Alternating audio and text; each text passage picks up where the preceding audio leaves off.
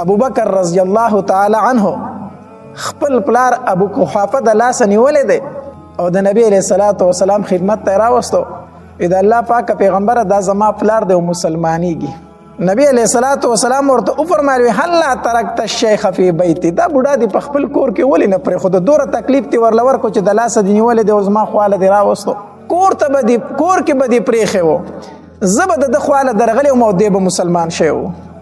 ابو بکر رضی الله تعالی عنہ ورته فرمایل یا رسول الله هو احق ان يمشي اليك، د ډیر زیات حقدار دی چې تا ته راشي په دې په ځای باندې چې ته پسې تلې وې. زما پلار دی بوډا دی خو مسلمانېږي نو ښه خبردار چې دی ستا خواله راشي.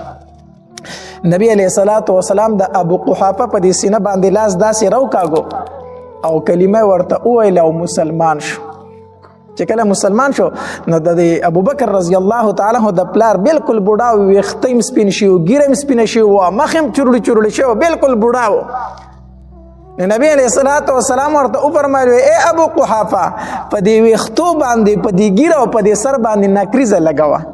نبی علیہ السلام به نکریزه خوښوله، په دې ویښتو باندې نکریزه لګوه خو وی توره نکریزه پې چرته ونه لګئ، توره نکریزه پې چرته ونه لګئ، ځکه چې ویښته د بوډاوالي د وجې نه سپین شي که نه بیا پې تور رنګ یا توره نکریزه لګول جایز نه دي.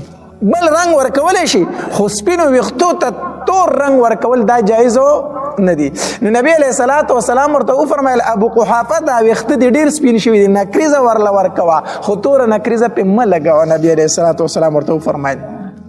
او بیا نبی علیہ الصلوۃ والسلام ابو بکر رضی الله تعالی عنہ مبارکي ورکړه، وی ابو بکر مبارک شه، هغه پلار دی مسلمان شو، پلار دی مسلمان شو، مبارک شه. ابو بکر رضی الله تعالی عنہ فرمایي د الله پاک پیغمبره زما دی په هغه ذات باندې قسم چې کوم ذات رښتینی پیغمبر را لېږلی مونږ ته، یقینا زه د خپل پلار په اسلام ډیر زیات خوشاله یم، ډیر زیات خوشاله یم، ځکه زما د پلار په مسلمانېدو باندې زما سترګې یخې شوې، زما زړه ته سکون را ورسېدو چې زه پلار خو مې د اور د جهنم نه بچ شو که نه. خو د الله پاکه پیغمبره وی کو چېرته ابو طالب مسلمان شوی وی ستا تره که نه په هغې به زه د دې نه زیات خوشحاله شوی وم. کو چېرته ستا تره ابو طالب مسلمان شوی که نه زه به په هغې باندې د دې نه زیات خوشحاله شوی وم. ولې زما د پلار په اسلام باندې زما سترګې یخې شوې او ستا تره ابو طالب چې مسلمان شوی وی په هغې به ستا سترګې یخې شوې وي، په هغې به ته خوشحاله شوی وي، ستا زړه ته به سکون راغلی و. د الله پاکه پیغمبر ستا خوشحالي ما ته ډېره محبوب ده د خپلې خوشحالۍ نه. نو د فتح مکې نه وروسته بیا د ابو بکر رضی الله تعالی عنہ پلار هم څه شو مسلمان شو، ابو قحافه. د هغه د ابو بکر پلار ته چې کله د نبی اسلام سره ته هجرت یې کو که نه نو ته وی ابو بکر درته څه پرېښي دی که نه وږي نهار یې پرېښودلې، سید درته پرېښي که نه دي پرېښي، وي ما ته ښکاري چې هر څه به یې د ځان سره وړي. نو د ابوبکر رضی الله تعالی لورګانو داسې وکړو چې په هغې دري کې داسې کاڼي خواره کړه، واړه واړه کاڼي، د پاسه یې پې کپړه واچوله، دې په سترګو ړوند و داسې. نو د ده لاس یې پې ووایي پلاره ډېر شي اشرفۍ راته دې پرېښي وګوره ورته، هغې پیسې نه وي، هغه داسې واړه واړه کاڼي دغه مطلب دا چې دی ورته چې ته څه پیسې مایسې پرېښسته دغه ته پرېښي دي. نو دی په دغه ټایم کې مسلمان نه، وروسته بیا په فتح مکه کې څه شو مسلمان شو. دارنګ د فتح مکې په ورځ باندې یو بل لوی سردار د قریشو هم مسلمان شو. د اسلام واقعه هم ډېره عجیبه ده. سهیل ابن عمر رضی الله تعالی عنه دا یو صحابي دی او دا د قریشو سردار و او ډېر زیات هوښیار و، خبرې به هم ډېرې بلیغ او فصیح صفا خبرې به یې کولې، ښکلې خبرې به یې کولې، د عقل خبرې به یې کولې. د دې وجې نه په خطیب قریش سره دی مشهور و، د قریشو خطیب ډېر هوښیار انسان په جاهلیت کې مسلمان نه و.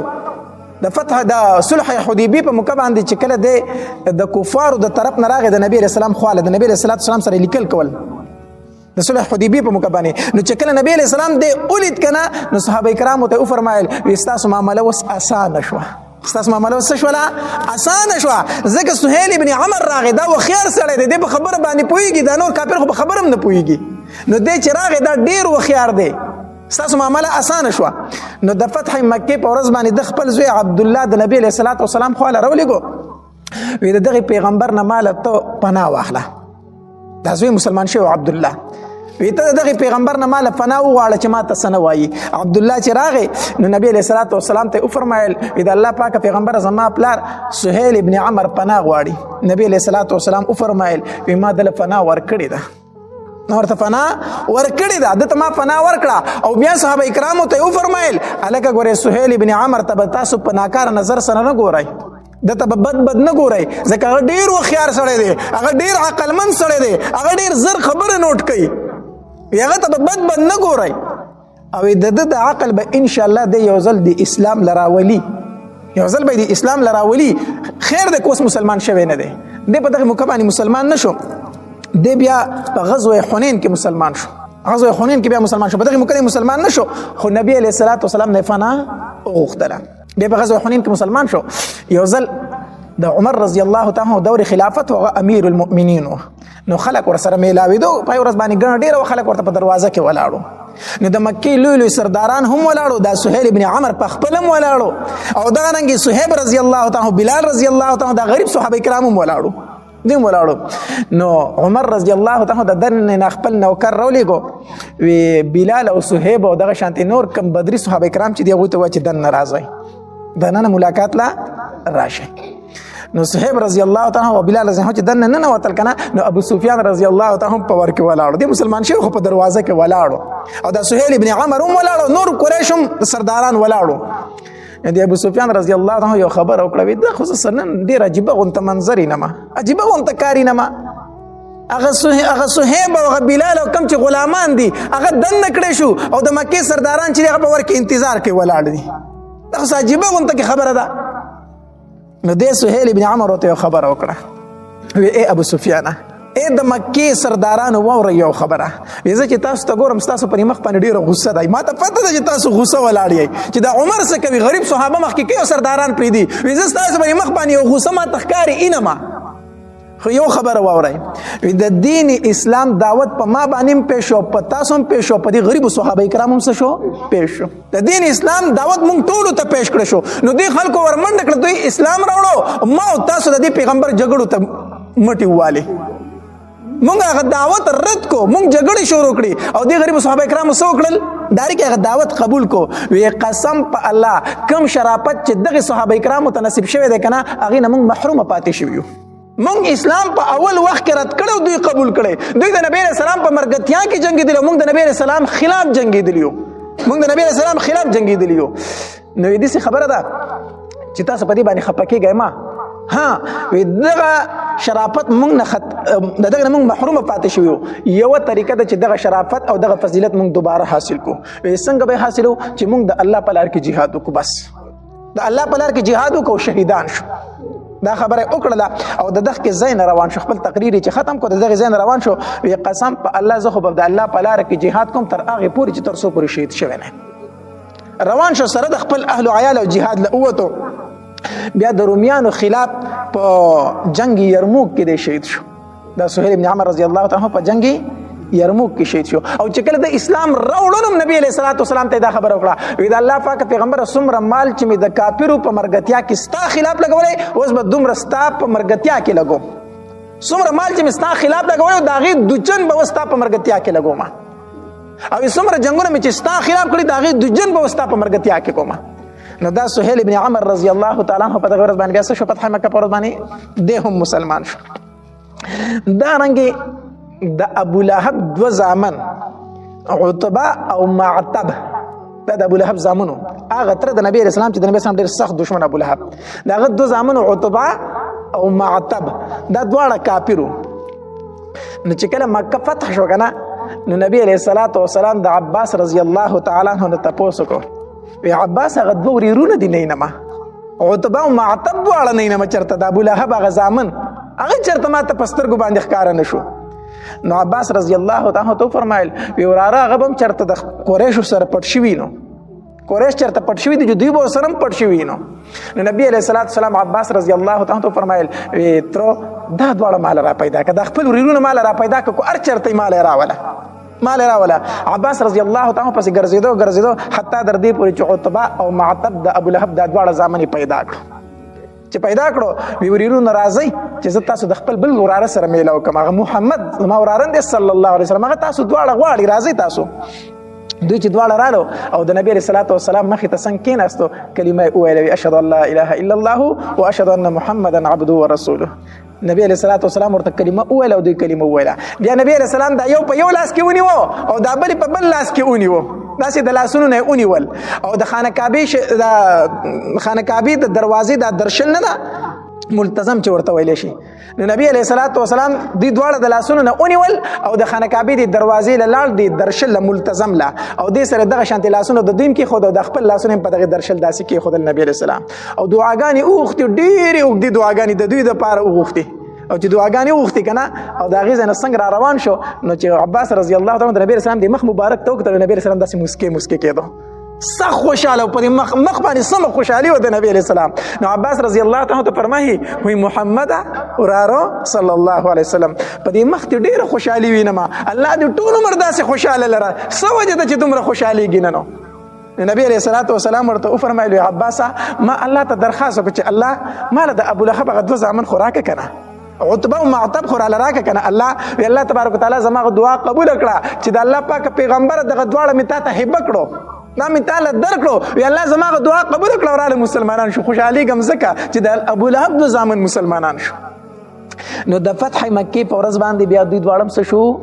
مسلمانان شو. په هر حال داسې ډېر کسان د فتح مکې په ورځ باندې راتلو، یو براتو او مسلمانې ده به هغه کسان هم راله مسلمانان شو چې کوم د نبی علیه الصلوۃ والسلام د سر دشمنان لکه د عکرمه رضی الله تعالی واقع مې درتم د ابولهب چې کوم زوی و دغه واقع مې درتم په تېره جمعه باندې بیان کړی و چې هغه هم راغی او بیا څه شو؟ مسلمان شو. ځکه الله تبارک وتعالی ورته فرمایلي و که نه اذا جاء نصر الله والفتح، چې کله فتح راشي که نه نو ورأیت الناس يدخلون فی دین الله افواجا، خلک به په دین اسلام کې بیا څه داخلېږي؟ ډلې داخلېږي.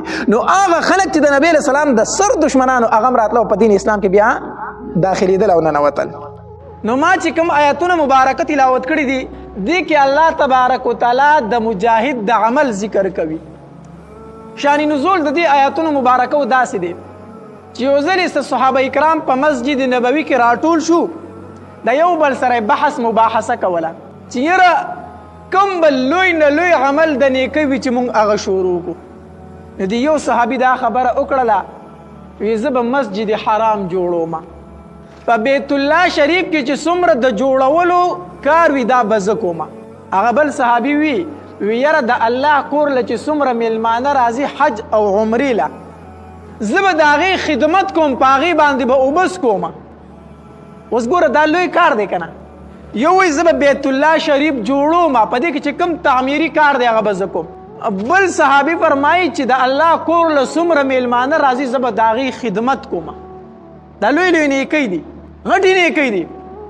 ګوره جماعت جوړول یوازې مسجد حرام نه، حدیث مبارک کې راځي چې چا په جماعت کې د چنچڼې د جالم نزای جوړ کو د لپاره الله په جنت کې یو بنگله تیار کړه.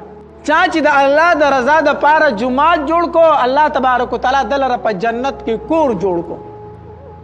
نو یو صحابي فرمایي زه به مسجد حرام جوړوم، په مسجد حرام کې یو مونځ په 1 لک دی. په څومره دی؟ په 1 لک.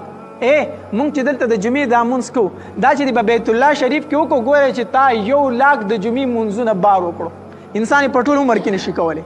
نو په بیت الله شریف کې یو مونځ په 1 لک دی. نو چا چې بیت الله شریف کې سزای جوړ کو او په هغې کې یو حاجي یا عمرې والا کس یو مونځ کوي نو د دغې 1 لکو مونځونو ثواب دی انسان ته میلاویږي چا چې دا بیت الله شریف جوړ کړی دی. او هلته په لکاو باندې خلک عمرې لځي او حج لځي، په لکاو په زرګاو ځي که نه، دنیا د هلته راټولیږي. نو هلته به بیت الله شریف کې چې څومره مونځونه کوي او چا چې په بیت الله شریف کې ځای جوړ کړی وي او یو مونځ پکې په 1 لک دی نو د هغه پکې څه شته که نشته؟ ګوره دا ډېر لوی عمل دی. نو هغه یو صحابي فرمایي وایي زه به بیت الله شریف کې تعمیري کار کوم، دا به جوړوم. هغه بل وایي وایي د دې الله کور له چې څوک میلمانه راځي زه به د هغې خدمت کوم، اوبه به پیس کوم. نبی علیه الصلوۃ والسلام فرمایي بیت الله شریف له چې څوک راغی دا د الله میلمه دی. دا د چا میلمه دی؟ دا د الله میلمه دی. ګوره دا لوی عملونه دي. نو یو فرمایي زه به بیت الله شریف جوړوم، بل وایي زه به د الله د کور د میلمنو خدمت کوم. الله تبارک وتعالی آیاتونه مبارکه په نبی علیه الصلوۃ والسلام باندې نازل کړو چې ای زما خوږه پیغمبره دا صحابه ورته لاړ چې دوی لوی عمل طلب کوي، دوی لوی د نیکۍ کار کول غواړي. نو دې صحابه ورته ووایه چې ګورې د جهاد سره یو کار برابر نه دی. الله تبارک وتعالی آیت مبارکه نازل کو اجعلتم سقایة الحاج وعمارة المسجد الحرام. اجعلتم آیا ګرځوي تاسو سقایة الحاج د حجیانو اوبس کول داغي خدمت کول وعمارة المسجد الحرام او د مسجد حرام جوړول دا تاسو پشان د هغه چا ګرځوي کمن آمن بالله چا چې ایمان راوړی په الله باندې والیوم الاخر په ورځ د آخرت باندې وجاهد فی سبیل الله او د الله تبارک وتعالی په لاره کې څه کوي جهاد کوي. الله تبارک وتعالی فرمایي لا یستوون دا زما په دربار کې برابر ګورې نه دي. یو سړی بیت الله شریف جوړي په حاجیانو خدمتونه کوي وبس کوي بل طرف ته یو سړی جهاد کوي. الله فرمایي دا تاسو برابر ګرځوئ. اصل تعجب کار تاسو کوي دا خو ډیره عجیب خبره ده. دا برابر نه دي. دا جهاد واله ډیر زیات غوره دي. او څوک چې ګوره څوک الله تبارک تعالی بیا فرمایي څوک چې د جهاد سره بل کار یو شان ګرځي یو شان ګوره غوره نه یو شان کو ته وایي زم حج کوما زه عمره کوما زه مونځ کوما زه په مدرسه کې درس کوما زه تبلیغ کوما دا د جهاد برابر دی. دا د جهاد سره الله تبارک وتعالی فرمایي کو بل عمل دی د جهاد سره برابر وګرځو ته ظالم یې او والله لا يهدي القوم الظالمين. الله قوم ظالم ته هدایت نه کوي. څوک چې دا وایي چې درس او تدریس جهاد دا درس او تدریس تبلیغ یا حج یا عمره دا د جهاد برابر دي صرف د جهاد څه دي صرف برابر دي. الله وی دا کس ظالم دی دا کس ظالم دی. یو کس دا وایي چې دا د جهاد نه غوره دی نه هغه ډیر ظالم دی. دا د جهاد سره برابر نشي کېدی. هغه ځان له خبره ده چې مونځ حج عمره په مدرسه کې سبق ویل دغه رنګ تبلیغ کول دا ځان له لوی فضیلت لري لوی ثواب لري خو د جهاد په شان ته ثواب نه لري. د جهاد په شان ثواب نه لري. جهاد ډیر لوی فضیلت لري لوی فضیلت لري. نو غرض می دا کو چې مسلمانانو جهاد پرېښی د جهاد ځکه خو د ذلت او د رسوایی سره مخامخ شوي دي. حدیث مبارک کې راځي نبی علیه الصلاة والسلام یو صحابي دی ابو هریره رضی الله تعالی عنه دی فرمای سکسانو د نبی علیه الصلاة والسلام نه تپوس وکړو قیل یا رسول الله ما یعدل الجهاد فی سبیل الله. دوی د الله پاک پیغمبره کوم عمل داسې دی چې هغه د جهاد فی سبیل الله سره څه دی برابر دی. صحابه تپوس وکړو داسې کوم عمل دی چې هغه د جهاد فی سبیل الله سره برابر دی. نبی علیه الصلاة والسلام ورته وفرمایل لا تستطيعون تاسو طاقت دغه عمل نه لرئ چې زه درته وښیم. داسې عمل خو نشته دی چې د جهاد برابر وي او که زه درته وښیم نو تاسو طاقت نه لرئ چې عمل وکړئ. نو صحابه دا سوال بیا بار بار وکړو فعادوا علیه مرتين او ثلاثه درې ځله یا دوه ځله دا تپوس یې وکړو. دوی وی ما یعدل الجهاد فی سبیل الله د جهاد کوم عمل برابر دی. دا تپوس دوی دوه درې پیرې وکړو. نبی علیه الصلاة والسلام ورته فرمایل مثل المجاهد فی سبیل الله كمثل الصائم القائم القانت بآيات الله لا يفتر من صلاة ولا صيام حتى يرجع المجاهد في سبيل الله. نبی علیہ الصلاة والسلام ورته فرمایل وی یو سړی دی هغه همیشه د پاره څه کوي روزي نیسي په عبادت باندې ولاړ دی روزدار هم دی او د الله عبادت هم کوي د شپې تهجد هم کوي د قرآن تلاوت هم کوي دی همیشه دا کوي تر هغې پورې چې تر څو پورې مجاهد واپس د جهاد نه دی راغلی. څه معنا مجاهد لال جهاد ته او دلته یو سړی په جماعت کې اخته شو په روژه ونیوله د شپې په عبادت شروع شو د الله د آیاتونو تلاوت شروع کو روزدار هم دی په تهجد هم ولاړ دی او د الله د قرآن تلاوت هم کوي همیشه د پاره تر څو چې مجاهد واپس نه دی راغلی. داسې څوک کولی شي مجاهد خو چې جهاد ته لاړ شي کله کال نه وي کله میاشت نه وي کله 2 کاله نه وي هغه په جهاد کې وي نو 2 کاله څوک پرله پسې روژه نیوی شي میاشت څوک روژه نیوی شي نو مجاهد تل یو میاشت په جهاد کې جنگيږي او تا یو میاشت مسلسل روژه نیولي مسلسل روژه ماته پکې نه کوي په تهجد ولاړې د قرآن تلاوت کوي بیا هم د مجاهد برابر نه چې روژه ماته پکې نه کوي یو میاشت ګورې یو میاشت یا یو کال تر څو چې مجاهد واپس نه راغلی کو کال تیری کو 2 کې تیری او ته دلته په عبادت باندې ولاړې بیا دې هم د مجاهد فضیلت حاصل نه کو. نبی علیه السلام تاسو دا طاقت نه لرئ یعنی مطلب دا د مجاهد هغه ثواب ته نشي حاصلولی، هغه ته نشي حاصلولی. یو حدیث مبارک کې راځي نبی علیه الصلاۃ والسلام نه یو صحابي تپوس وکړو د الله پاک پیغمبره زما سره 6,000 دینار دي. دینار د سرو زرو پیسې ته ویل کېږي، په هغه زمانه کې د سرو زرو پیسې وي. زما سره 6,000 دینار دي، زه جهاد نشم کولی، خدا غواړم چې دا 6,000 دینار د الله په لاره کې ورکم او د مجاهد په شانتي ثواب ماته هم میلاو شي. نبی علیه الصلاۃ والسلام ورته وفرمایل وی کو دا 6,000 دینار ته د الله په لاره کې ورکړي که نه، د الله په لاره کې دا 6,000 دینار ته خرچ کړي، نو د مجاهد د بوټانو باندې چې کومه دوړه لګېدلې د هغې هم ثواب هم نشي حاصلولی. مجاهد دا بوټان پخپو کړي دي او په هغې کې مزي. نو نبی علیه السلام وفرمایل وی کو ته 6,000 دینار خرچه کړي او د مجاهد په بوټانو کې چې کومې تسمې دي مزي دي په دې چې کومه دوړه پرته نو هغه ثواب هم نشي حاصلولی. ته خو د مجاهد برابر ثواب حاصلول وای چې زه د هغې برابر ثواب حاصل کړم. هغه یو صحابي راغی وی د الله پاکه پیغمبره ما ته یو داسې عمل وښیه چې زه په کور کې ناست یم او هغه کوم او د مجاهد غونته کې ثواب ما ته میلاویږي، د مجاهدینو غونته کې ثواب ما ته میلاویږي. نبی علیه الصلاۃ والسلام ورته وفرمایل وی لو قمت الليل وصمت النهار، لو قمت الليل وصمت النهار، کو چرته ته همیشه د پاره روجي نیسي او همیشه د پاره د شپې تهجد کوي، ټوله شپه ولاړې الله ته تهجد کوي، ټول ورځ دې روژه نیولې ده. نبی علیه الصلاۃ والسلام ورته وفرمایل لم تبلغ نوم المجاهد، ته د مجاهد خوب ته هم نشي رسېدی. ټوله شپه دې د الله په تهجد کې همیشه د پاره، ورځ دوه نه، همیشه د پاره د شپې څه کوي؟ تهجد کوي. همیشه د پاره دې د ورځې څه نیولې ده؟ روژه نیولې ده. نبی علیه الصلاۃ والسلام ورته وفرمایل لم تبلغ نوم المجاهد فی سبیل الله، څوک چې د الله په لاره کې جهاد کوي ته د هغه خوب ته هم نشي رسېدی. مجاهد چې کله وده دی ځان له په خوب باندې جهاد خو هغه ټایم نه کوي، یو ټایم کوي که نه، خوب پکې کوي که نه کوي. مجاهد ځان له وده دی په خوب باندې او ته دلته ټوله شپه په تهجد ولاړې بیا هم د هغه ثواب ته نشي رسېدی، د هغه مقام نشي حاصلولی. نبی علیه الصلاۃ والسلام وفرمایل وی یو انسان دی هغه دومره مقدار سره جهاد وکړو، په دومره مقدار سره چې سړی دا اوښه لوشي اوښه نو د دې اوښې نه سړی داري وي. دا غولان چې خلک لوشي د پویو داري وي که نه، یوه داره وي بیا بله داره وي. نبی علیه الصلاۃ والسلام وفرمایل وی د څاروي په لوش کې د اوښې په لوش کې د 2 دارو په منځ کې چې څومره ټایم دی دومره ټایم سره چا جهاد وکړو وجبت له الجنه، هغه دپاره جنت واجب شو. یو منټ نه، یو غنټه نه، د سکندو حساب سره. ځکه سړی چې د څاروي دا یو داره وي دا بله داره چې وي په دې کې منټونه لګي کو سکندۍ لګي، صرف سکندۍ پکې لګي که نه.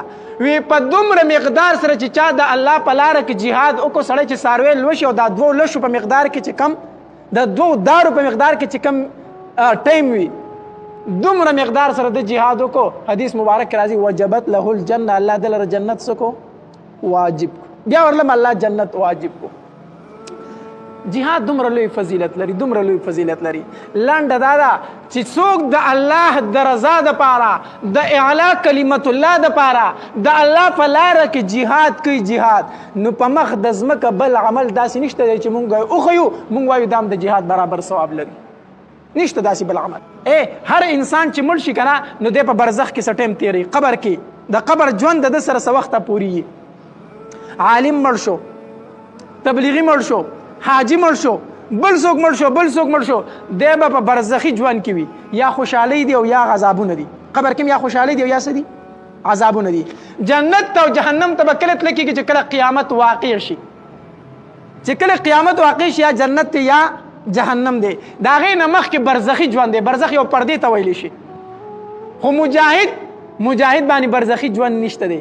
مجاهد چې څنګه مړ شو که نه دی ډایرکټ جنت ته ځي، دی ډایرکټ جنت ته ځي، د باندې د قبر ژوند نشته، دی ډایرکټ الله تبارک وتعالی جنت ته بیایي او د ده روح هلته د شنو مرغو په شکل په دغه مقدار سره دا په جنت کې پاتې کېږي او د دوی بنګلې د الله د عرش ته لاندې دي. مجاهد ډایرکټ جنت ته ځي چې دی مړ شي او شهید شي، ډایرکټ جنت ته ځي. بل هیڅ یو انسان داسې نشته چې ډایرکټ جنت ته ځي، په هغه باندې برزخي ژوند تېرېږي. جنت او جهنم تر قیامت په ورځ بیا تللی دي. نو جهاد دومره لوی فضیلت لري، دومره لوی فضیلت، بل داسې عمل نشته چې مونږ یاد کړو چې دومره لوی فضیلت هغه لري.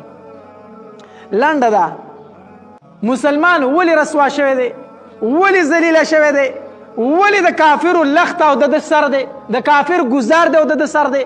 وجه دا ده چې د جهاد پرېښی دی. وجه څه ده؟ د جهاد پرېښی دی. د دنیا سره مینه شروع کړې ده. نبی علیه الصلاة والسلام یو ځل وفرمایل، حدیث مبارک دی، نبی علیه الصلاة والسلام وفرمایل چې کله اخره زمانه شي په تاسو باندې به دا کافر داسې راځي لکه وږی سړی چې ماتې ډوډۍ باندې راځي.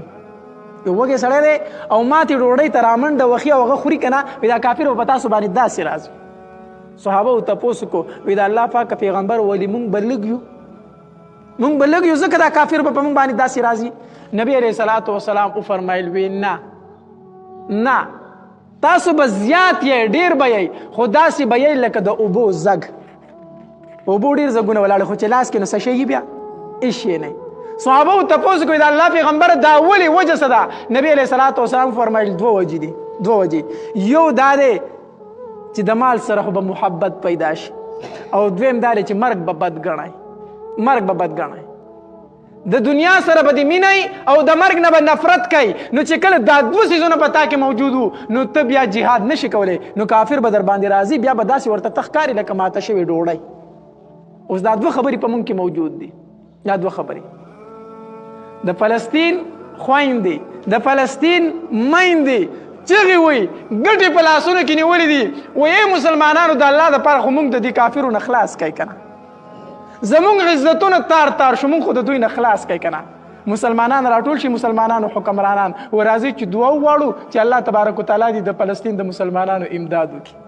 دا د مسلمان حالت شو. یا خو هغه زمانه وه چې په سن کې یوې جنۍ چغه کړه، ای حجاج ابن یوسفه، ای د مسلمانانو حکمرانه، ته چېرته چې زموږ عزتونه لوټ کېږي. محمد بن قاسم تاریخ به تاسو ته یاد دي، د مسلمانانو زنانه وي په کشتۍ کې سوري وي راتلي، د سن ګورنر راجا داهر حکمران چې کوم و، د هغه پوځیانو د مسلمانانو د زنانو عزت ته لاس کو، د هغې بې عزتي په کشتۍ کې کوله. د یوې جنۍ د خولې نه چغه ووته، وی د مسلمانانو حکمرانه چېرته زموږ عزت محفوظ کا. هغه زنانه ګرفتارې کړي راجا داهر کسانو، د هغې بې عزتۍ یې وکړي. په کشتۍ کې یو سړی ولاړ عربو ته، چې هلته ورسېدو حجاج بن یوسف یو ظالم بادشاه تېر شوی دی، ډېر ظالم و. خو چې دا خبره ورته وکړه، وی د غیر مسلمو کسانو او د مسلمانانو د ښځو عزتونه یې لټول. وی د جنۍ د خولې نه چغه ووته چې ای حجاج بن یوسف راشه زما عزت بچ کا. وی ښه ما ته یې چغه والې، ښه د مسلمان جنۍ عزت لوټ کېدو. محمد بن قاسم یې راوغوښته، 18 کاله عمر دی، 18 کاله. وی لاړ شه سن باندې حمله وکړه او تر څو چې دې فتح کړې په ما به خپل مخ نه لګئ. 18 کاله عمر دی د محمد بن قاسم، او راغې په سن باندې حمله وکړه او د راجا داهر کسان او هغوی ټول مردار کړو. او چې کله یې سن فتح کو، وی ما هغې زنانه له بوځئ، ما ته وښیي هغه چېرته ده. چې لاړ هغې زنانه ته، حجاج بن یوسف ورته په ژړا شو، په سینې ورته لاس کېښودو، وی خورې د مسلمانانو حکمران حاضر دی، خورې د مسلمانانو حکمران حاضر دی، ستا چغه یې واورېدله. نن په فلسطین کې هغې چغې وایي، وایي مسلمانانو تاسو چېرته یئ؟ مونږ راټول شو، راځئ خیرې ورته وکئ. دا د مسلمانانو حالت شو. د هغې په لارسو کې ګټې دي، تنګړۍ دي، په هغې باندې ګزار کوي، د الله اکبر چغه وایي. د مسلمان سره یې ټمبم دی، دې ته ګیر چاپېره طواف کوي، څوک یې رانه ونسي چېرته. دا یې ټمبم به تاله څه کوي؟ زمونږ بیت المقدس زمونږ اوله قبله د هغې په قبضه کې ده. حدیث مبارک کې راځي، چا چې په بیت المقدس کې یو مونځ وکړو، الله تبارک وتعالی ته ټول ګناهونه وبخل. هغه قبله اول زمونږ د کافرو په قبضه کې ده، راشي د پیزار پخپو پکې ګرځي. موږ مسلمانان وایي موږ یې قوت یو، زمونږ سره یې ټمبم دی. نو یاد وساتئ، الله به زمونږ نه تپوس کوي. زه تمامو مجاهدینو ته وایم، تمامو مجاهدینو ته جولۍ ورته غواړم، مینت ورته کوم، سوال ورته کوم، د الله د رضا لپاره جهاد ستاسو کالو سر شروع دی. ټول عمر تاسو جهاد کوئ، الله دې اجر عظیم درکړي، الله دې ستاسو د برکت زمونږ ګناهونه معاف کړي. خو اوس ورته یو اواز کوم، ای مجاهدینو، د الله د رضا لپاره خپل ټول کاروایي ودروئ، لاړ شئ فلسطین ته، او خاص کر مسلمانانو ته هم تاسو د یو بل نه د لاس وباسئ، د یو بل د ګریوانه د لاس وباسئ، په یو بل باندې دا جنګونه فرېدوئ، په یو بل دا حملې فرېدوئ. ما ته به بیا وایي چې دا د جهاد منکر دی. زه د جهاد منکر نه یم، زه د دې خبرې منکر یم چې مسلمان دی مسلمان نه وجني. ما ته په دې باندې درد راځي چې مسلمان د مسلمان سره اړم دی او کافر راته خوشحالېږي، ما ته په دې تکلیف را رسي. زه ورته وایم لاړ شئ او د اسرائیلو باندې داسې حملې وکړئ چې دنیا یاد وساتي چې د اسرائیلو بچې بچې یاد وساتي، مخ د ځمکې ته وزګار کړئ. یو تباهي ولا هټلر کړې وه او دویمه تباهي دی ولا اوس مجاهدینو کې. هټلر مخ د ځمکې د اسرائیلو نه پاک کړی و او بیا یې تېنه څه کسان پرېښوده نو د هغه تاریخي الفاظ دا و د هټلر، غالبا هټلر نوم یې دی که نه، د هغه تاریخي الفاظ دي دا. وی دا کم مې چې پرېښودو وی دا هم د پرېښودو لایق نه دي، دا کم اسرائیل چې مې پرېښودل وی د پرېښودو لایق نه دي، خو د دې دپاره مې پرېښودل چې دا نسل په دنیا کې موجود وي چې سبا دپاره خلکو بیا دا خبره کوي چې هټلر بد نه دي کړي. وی دا دومره ذلیل او دومره رسوا او دومره شرپسند خلک دی چې خلک وروسته دوی ته ګوري نو خلک وایي چې هټلر ناروا نه وکړي. مونږ اوس وایو که نه، وی دا مې صرف د دې نسل دپاره پرېښودو چې د دوی دا خباستونه خلک یې چې بیا ماته ګناه نه کوي. دا دومره ذلیل او رسوا خلک دی. زه مجاهدینو ته وایم د الله د رضا دپاره، د الله د رضا دپاره خپل تمام او مسلمانانو ته هم د عربو نه خو ګیله نشته، د عربو نه خو ګیله نشته دی. هغه اسرائیل تسلیم کړو، غاړې وله ورکړي، زمونږ وروڼه یې وي، هغه لاړه تباه او برباد شو، هغه عیاشو تباه کړو، هغه مالونو تباه کړو، هغې ته خو امریکا وایي کېنه هغه ناست دی کوئی پاسې نه پاسي. او یو بله خبره زمونږ د مسلمانانو فوج هم شته که نه، غالبا زمونږ د مسلمانانو د ملکونو ځان له یو فوج دی غالبا، او زمونږ یو جرنیل دی هغه مشر دی. دا فوج زمونږ د څه دپاره دی؟ دا چې د دغې عربو په شیخانو باندې کله سخته راشي بیا به دا دغه شیخانو باندې چې کله سخته راشي که نه بیا به دا په کار راځي، هسې په کار نه راځي. اوس په فلسطین باندې حملې کېږي، هغه فوج ځان له اوده پروت دی، په هغې باندې څه چې کله په یو شیخ باندې تکلیف راغی بیا به دا فوج په څه کې راځي؟ په حرکت کې راځي. هغې خو ډالرو مالونو نو د هغې نه د عربو نه خو ګیله نشته دی. که د عربو څوک په تمه شو د هغې نه خویدلې ده تلې ده، صرف دا سروخلي او دا بروخلي او دا خپیال بې خپې او په لاس کې غټ نه غټ اسلحه یو کلاشنکوف دغې مجاهدینو ته زموږ سترګې غړېږي، دغې مجاهدینو ته زموږ سترګې غړېږي چې رو جماعت یې ته کښېني نو وچه ډوډۍ ورته په دسترخوان پرته وي او هغه په اوبو کې پستی خوري، او چې د یو الله اکبر چغه کښي نو په روغه دنیا باندې لړزه راولي. یاد وساتئ د الله اکبر چغه ډېره درنه چغه ده، ډېره درنه چغه ده چې د الله اکبر اواز ولګي د کافرانو په دغه کې داسې لړزه راځي. الله اکبر چغه ډېره درنه ده، خو کاش چې ارمان چې مسلمان میدان جهاد ته لاړ شي او دا چغه ووایي. موږ دلته مسلمان وجنو موږ وایو الله اکبر، د دې الله اکبر زور نشته دی. تم وایي الله اکبر زم وایم الله اکبر، د دې څه زور شته نه. تم مسلمان یو زم مسلمان یم، دا څه زور لري؟ دا ته الله اکبر د کافر په مخ کې ووایه چې په هغه باندې به ځای بېهوشي راځي که نه راځي؟ په هغه باندې په ځای بېهوشي راځي. دا دومره درنه چغه ده، درنه چغه ده. نو افسوس راځي، افسوس راځي. یقین په الله وکئ. زه اکثر بیانات اوس نه کوم، زما دا زړه خولې له راغلی دی. بعضې اوقاتو کې خپل هغه جذبات بیا نشم برداشت کولی. زه صرف او صرف دا خبره کومه چې مسلمانانو کې زه اتفاق غواړم، په مسلمانانو کې یووالی غواړم، په مسلمانانو کې اتحاد غواړم، او زه دا غواړم چې مسلمانان دې داسې دیوار کافر ته شي لکه د سټلو دیوار چې داسې یو مسلمان دی یو موټی شي. زه د حدود او د پولو پابند نه یم، زه د دې قایل نه یم چې دا زما د ملک مسلمان دی نو دا زما دی او دغه زما نه دی. زه هم چې په نومې مسلمان دی او په مخ د ځمکه په کوم ځای کې پاتې کېږي زما ورور دی، زما ورور دی. زه هم زما دشمن کافر دی، کافر هغه زما جروړي وباسي. الله تبارک وتعالی د عمل کولو توفیق راکړي. او دعاګانو ته پاتې یو، نو څه ته پاتې یو؟ دعاګانو ته پاتې یو. نو دعا په اخلاص سره غواړئ. ښه نور خو را سره څه نشته چې دا دعا خو په اخلاص کوو که نه، چې دا خو په اخلاص کوو که نه چې الله د فلسطین د مسلمانانو تمل شه. او په آخر کې یوه خبره کوم، خبره مې اوږدېږي. خبره دا کومه چې ګیله مې د مسلمان نه هم شي. تېرو ورځو کې ما یو تصویر کتو د فلسطین د مسلمانانو یوه جینۍ ده او په لاس کې ورسره تیږه د ګټه د اړولې د پای کافرو ګزار کوي. تاسو ته پته راغی جینۍ په کوم لباس کې ده؟ په پین شرټ کې ده، مسلمانه ده، په پین شرټ کې ده او په کافر باندې ګزار کوي. نو بیا موږ وایو الله زموږ امداد نه کوي. نو زموږ د پاکستانیانو څه حالت دی؟ څه حالت دی؟ دلته خو لا خیر خیریت دی. پنجاب ته لاړ شي، دغې پنجابیانو ته حیا پیژني، عزت ټول نه یادوم، اکثریت یادوم، اکثریتو بازارونو کې څه حالت شروع دی؟ عزت پیژني، حیا پیژني، غیرت پیژني. سبا به موږ باندې حمله وشي نو موږ وایو چې الله زموږ امداد نه کوي. الله د دې مسلمان امداد کوي، دا مسلمان دی.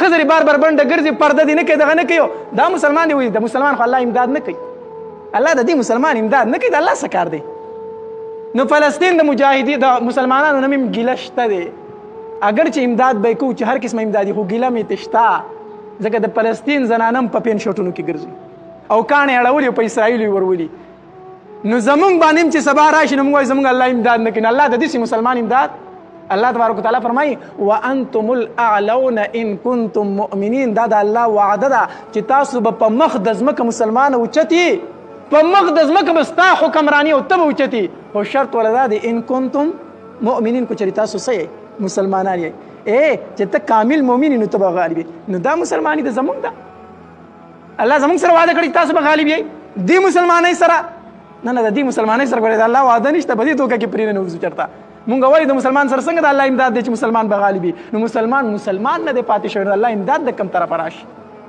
نو یو دا دی چې هغې ته دعا کوو دویم دا دی چې د خپل عمل څه وکړو اصلاح وکړو د خپل عمل اصلاح وکړو الله غیر به زموږ دعاګانې قبلېږي یو ځل نبي علیه الصلاة والسلام په مسجد نبوي کې مسله بیان کړه ای زما صحابو جومات له ډېر ټایم ورکوئ جومات له ډېر ټایم ورکوئ جومات نه په منډه مه وځئ یو صحابي هغه راپاڅېد څه کسان د الله پیغمبره هغه پلان کې صحابي نه دی هغه نوجوان هلک و هغه جومات له ټایم نه ورکوئ ته چې په جمع ودرېږي هغه ځان راورسوي او څنګه چې سلام وګرځوي دعا وکړي بیا سمدستي وځي دا شکایت په صحابه وکړو نبی علیہ السلام مسله بیان کړه جماعت له ټایم ورکوي نو صحابه وی پلان کې صحابي خو ټایم نه ورکوي نبی علیہ السلام فرمایلی ښه نبی علیہ السلام دغه صحابي په نظر کې ساتو چې جمع وشوله نبی علیہ السلام سلام وګرځاو دعا یې وکړله چې څنګه دعا وشو دا صحابي پاسېده په منډه ته نبی علیہ السلام یې ودرېږه هلکه ودرېږه هغه صحابي ودرېدو ما مسله بیان کړې ده چې جماعت له زیات وخت ورکړئ جماعت کې ډېر ټایم تېروئ په تا باندې ستا د ملګرو شکایت کړی دی چې ته جماعت له زیات ټایم نه ورکوئ راشي چې موږ نیت تړو زموږ سره ودرېږو چې سلام وګرځم او دعا وکړم بیا په منډه وځي د ملګرو ترې وضاحت وکړه ته ولې جماعت له ټایم نه ورکوئ ای صحابي سر ښکته کړو هېڅ یې ونه وي نبي علیه السلام ته بیا تپوس وکړو ولې د جماعت نه په منډه وځي ټایم نه ورکوئ صحابي بیا غلی شو په درېیم ځل یې بیا تپوس وکړو وی جماعت ته ناوخته راځي او بیا سیده وځي ولې صحابي سر ښکته کړی څه وایي نه صحابه پوه شو چې یاره دې شرمېږي څه خبرې پړه کې ده خو وایي نه صحابه کرام د جومات نه په وتو شو لاړ ووتو چې ټول ووتل نبي علیه الصلاة والسلام د ځان خوا ته راوغوښتو ولې څه مسله ده ما نه 3 پیرې تپوس وکړو تا ماله جواب رانه کو ولې د جومات نه په منډه وځي صحابي چې سر اوچت کو د سترګو نه یې اوښکې روانې شوې د الله پیغمبره دا خو یو راز و چې ما پړه کې ساتلی و خو ته رانه تپوس کوې تا ته به بیان کړمه او د ملګرو په مخ کې مې نشو بیانولی شرمېدمه نبي علیه الصلاة والسلام ورته ولې د الله پیغمبر زما په بدن چې دا کومه جوړه ده که نه دا زما او د ښځې شریکه ده دا زما او د ښځې شریکه ده زمونږ کره بله کپړه نشته دی نو چې کله زه مانځله راځم زه یې واغوندمه او په کور کې مې یو ډوغل کنست دی هغه ښځه مې هغې ته ورکوزه شي خپله پرده وکړي نو زه چې راشم په دې کې مونځ وکړمه بیا په منډه کور ته ځکه ځم چې هغه پکې مونځ وکړي ځکه جومات کې نشم ایساری دی د الله پیغمبر د ملګرو په مخ کې مې ته نشو ویلی شرمېدم نبي علیه السلام یې ښه دا مسله ده یا څه ورځې تېرې شوې یو غذا وشوله پای کې ډېر مالي غنیمت راغی مالي غنیمت پکې ډېر راغی نبي علیه الصلاة والسلام د دغې نوجوان صحابي کړو ډېر شی کپړې ولېږلې ډېر شی امداد یې ولېږو چې ولېږو دا ښځه شکي شوله چې نبي علیه السلام زما کره ډېرې کپړې راولېږلې د امداد سامان یې راولېږو شکي شوله چې کله دا خاوند یې راغی کېنو وی تا خو به نبی علیه الصلاة والسلام ته د خپلې غریبۍ څه ویلي نه تا خو نبی علیه السلام ته د خپلې غریبۍ به څه نه ویلي خاوند یې په ژړا شو وی زه مجبوره شوم زما سره بله لار نه وه په ما ملګرو شکایت کړی و چې دې مانځله ناوخته راځي زما سره بله لار نه وه نو ما نبي علیه السلام ته خپل حالت بیان کړی دی چې دا خبره یې وکړې ښځې چغه کړه او د چغې سر راپرېوته بېهوشه شوه بېهوشه شوه او چې په هوش کې راله یا لیتنی مت قبل هذا هی افسوس چې دا ورځ ما نه وي لیدلې زه د دې نه مخکې مړه وې زما د خاوند د غریبۍ بې عزتي وشوله زما د خاوند پرده پورته شو په جومات کې زما خاوند بې عزته شو هی افسوس چې زما خاوند نه وی بې عزته شوی دا بیبیانې د نبي علیه السلام یو خو دې کې یو سبق دی د ښځو دپاره د خپل خاوند د عزت خیال ساتئ هغې بیبیانو په شان جوړې شئ زه به بربنډه ناسته وم خو چې زما د خاوند د غریبۍ نوم بار ته نه وی وتی هی چې دا ورځ ما نه وی لیدلې زه مړه وې او دویم دا چې نبي علیه الصلاة والسلام فرمایلو جومات لا